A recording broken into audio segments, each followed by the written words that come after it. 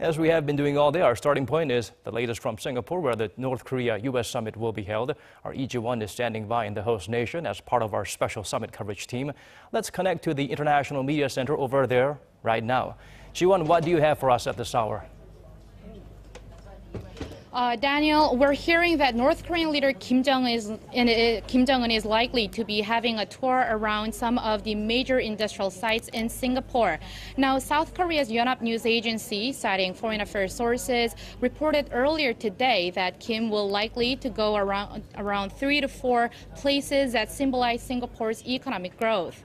Now, Kim also did something similar when he visited China in March. He visited one of China's top natural science research centers. This could be a move backing up Kim's statement that North Korea will now shift its focus toward developing its economy and away from nuclear weapons. Now, we'll bring you more update on that once we find out more later. Meanwhile, U.S. President Donald Trump had a busy day today as well. At noon, he sat down with the Singaporean Prime Minister Lee Hsien Loong at the Istana, the presidential residence. The two leaders met for about 2 hours, during which they had a working lunch.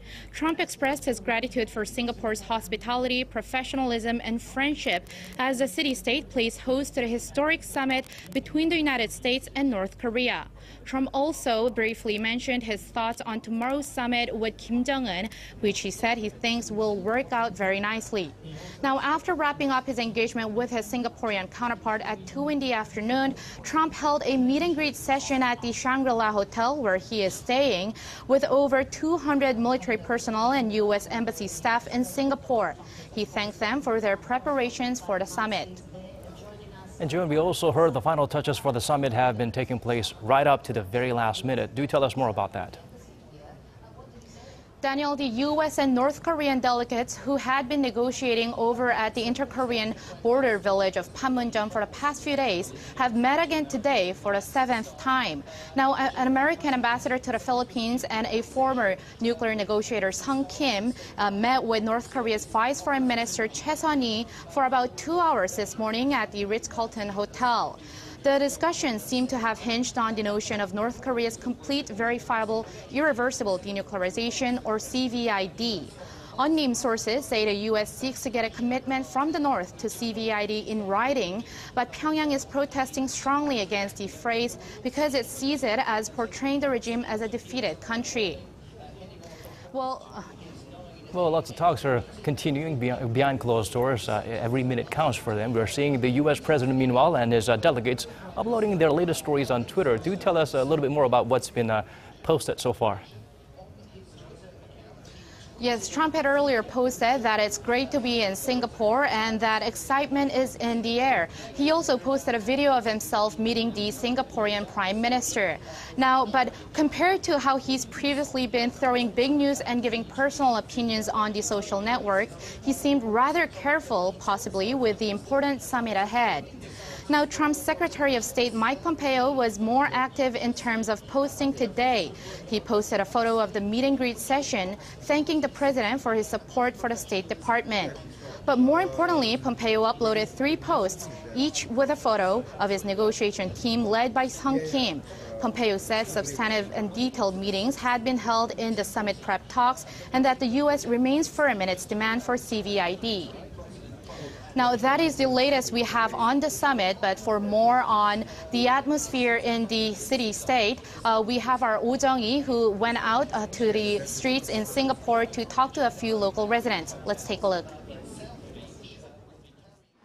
The eyes of the world are fixed on the Southeast Asian city-state of Singapore, half nervous, half excited.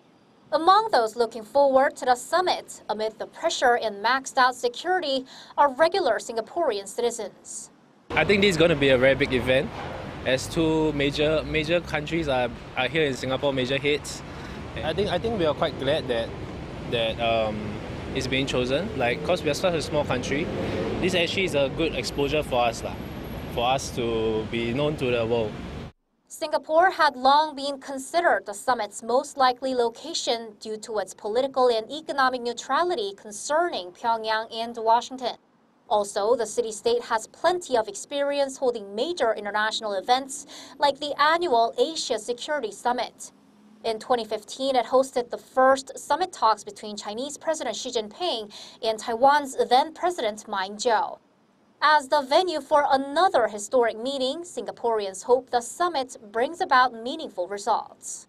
It's a great opportunity for the two of them to come here for the meeting, and we Singaporeans we will support both of them have a good settlement. Eventually, we wish that they will open house for the world, and we have a peaceful talk and for the world peace. What's drawing the most attention is what the first encounter will be like when the two unconventional leaders of North Korea and the U.S. meet face to face. We will be able to see that coming together with our own eyes in less than a day from now. Woo Jung-hee, Arirang News, Singapore.